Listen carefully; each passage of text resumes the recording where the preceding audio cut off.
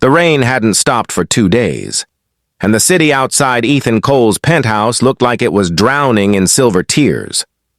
From the massive glass windows, he stood motionless, his reflection merging with the skyline, an image of power, control, and perfection. But behind that polished exterior, the CEO of one of the country's biggest tech firms was breaking apart in silence. His company's board demanded stability, his investors wanted reassurance, and the tabloids, they wanted blood. They called him the Ice King, a man too heartless for love, too consumed by ambition to have a family. But what none of them knew was that he already had a daughter. A little girl with golden curls and a laugh that used to melt even his coldest days. Her name was Lily. She was 3, and since her mother's sudden death, she hadn't spoken a single word, not one. Ethan tried everything, therapists, special schools, even speech experts. But nothing broke through the quiet grief that wrapped around her small world. And then came the night when everything changed, the night the new nanny arrived. If you believe in kindness, second chances, and the healing power of love, don't forget to like, comment, share, and subscribe. Your support keeps stories like this alive. Her name was Anna Miller, 27, quiet, compassionate, with a warmth that didn't demand attention but somehow filled every space she entered. She wasn't just there for the job, she had lost something too. Her mother had been a nanny all her life, and after losing her in a car accident a year earlier, Anna had promised herself she'd continue her legacy of love and care for others' children. When she walked into the Cole residence, she expected the usual, a distant father, a spoiled child, and long, lonely nights. But what she found was heartbreak. A little girl who flinched from touch and a father who stared at her as if she were a stranger in his own home. Lily would sit by the window for hours, clutching a worn-out photo of her mother, refusing food or play. And Ethan, he'd lock himself in his study, drowning in work and whiskey. But Anna didn't give up. She spoke gently, hummed lullabies, baked cookies that filled the cold rooms with warmth. She told stories not to entertain, but to heal. Slowly, Lily began to follow her voice, her tiny feet padding after Anna's shadow in quiet trust. The first time Lily smiled again was when Anna slipped a daisy in her hair and said, "You look like sunshine." That night, Ethan saw it, and something in him cracked open. He began watching from a distance, mesmerized by how this woman, this stranger, was doing what he could not, bringing his daughter back to life. For the first time in years, the sound of laughter echoed through his house. And yet, just as he began to feel the light returning, the darkness outside his world grew thicker. Rumors spread. The media learned about his hidden child. A major shareholder accused him of being unfit to lead the company because of his unstable personal life. Investors demanded an image fix, a perfect family image. His assistant came with a cruel suggestion. A temporary arrangement, just until the annual conference. Show them you're stable. Show them you're married. Ethan hated the idea, until desperation took over. He couldn't risk losing the company that bore his father's name. And there was only one person the public had seen around him. One woman who already shared his daughter's world. Anna. That night, he stood by the living room door, the words catching in his throat. "Anna," he began, voice low and strained, "I need your help." "I need you to pretend to be my wife." Anna froze. The idea sounded insane, unethical even. But as she looked at Lily asleep in her arms, she saw the fear in Ethan's eyes.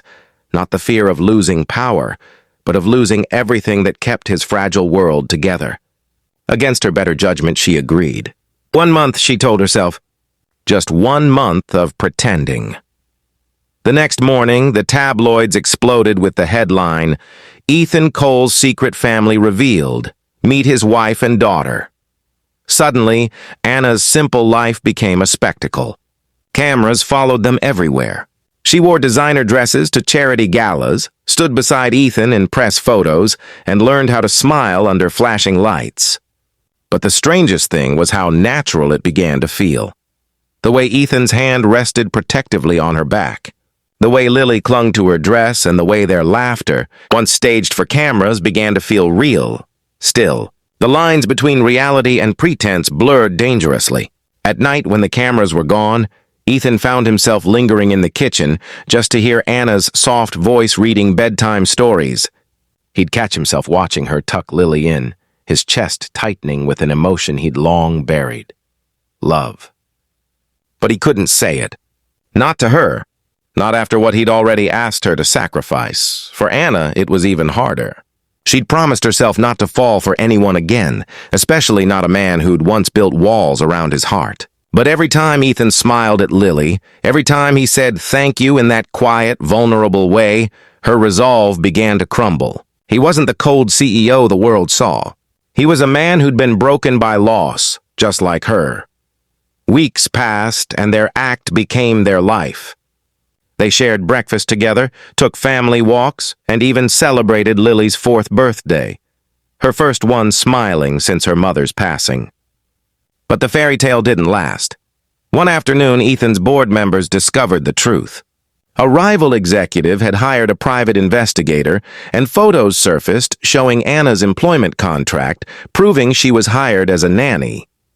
Overnight, the headlines turned cruel again. CEO's marriage a lie, fake wife scandal rocks corporate empire. The fallout was brutal. Ethan's company stock plummeted. Reporters camped outside their home, and the board called an emergency meeting demanding his resignation. Anna watched helplessly as Ethan's carefully built empire crumbled around him. She wanted to leave. She couldn't bear being the reason for his ruin. But when she packed her bags, Lily ran to her, clinging to her legs, crying her first words in nearly 2 years. "Don't go, Mommy." The words shattered the room. Ethan froze, tears flooding his eyes. In that moment, he realized something no headline could define. They weren't pretending anymore. This was real. This was family. He stepped forward, his voice breaking, telling Anna to stay. "I don't care about the company anymore," he said. "All I ever wanted was to see Lily smile again. And she smiles because of you." In the following days, Ethan did what no CEO had ever done. He faced the press not with excuses, but with truth. He stood at the podium, cameras flashing, and told the world that love can't be faked. That sometimes the most beautiful things in life come from broken places. He confessed everything. How Anna had helped his daughter heal, how she brought warmth back to their lives, and how the lie had turned into the most real thing he'd ever known. The world expected outrage. Instead, it gave him admiration. People saw his vulnerability, his honesty, and for the first time, Ethan Cole wasn't just a businessman, he was human. His company's shares began to recover, not because of profit margins, but because of people's faith in his story. Weeks later, when the dust finally settled, Ethan invited Anna to the same garden where they'd once staged family photos. This time, there were no cameras, no lights, just the golden sunset painting their faces. He handed her a small velvet box and whispered, "No contracts, no pretending this time." Inside was a simple diamond ring, elegant and unassuming, much like the love they had grown. Anna's eyes filled with tears as she nodded, unable to speak. Lily clapped her little hands, squealing with joy. And for the first time, Ethan allowed himself to breathe freely, his world finally at peace. Months later, their story became a symbol of hope, not of perfection, but of redemption. People said that sometimes love doesn't come to fix you, it comes to teach you how to live again. Anna continued working part-time with children who'd experienced trauma, using Lily's story as inspiration. And Ethan, the once Ice King, learned to measure success not by numbers, but by laughter echoing through his home. Years passed, and on one particularly warm spring morning, a reporter who had once written cruel headlines about them knocked at their door for a follow-up interview. He found a very different scene. A little girl chasing butterflies in the yard, a man cooking breakfast, and a woman smiling at the chaos of it all. When he asked Ethan what he'd learned from everything, Ethan simply said that the best things in life are never part of the plan. As the camera faded out on that quiet moment, the narrator's voice would remind the audience, sometimes, pretending can uncover the truth we've been running from. And sometimes, the people who walk into our lives as strangers end up being the home we never knew we needed. If this story touched your heart, please like, share, and subscribe. Your support helps us bring more beautiful, emotional stories to life. Special request, comment below. Do you believe love can be born out of unexpected circumstances? We'd love to hear your thoughts. And as the screen fades to black, one final message appears. Sometimes love isn't planned, it's discovered. In the quiet moments, the small gestures, and the courage to feel again.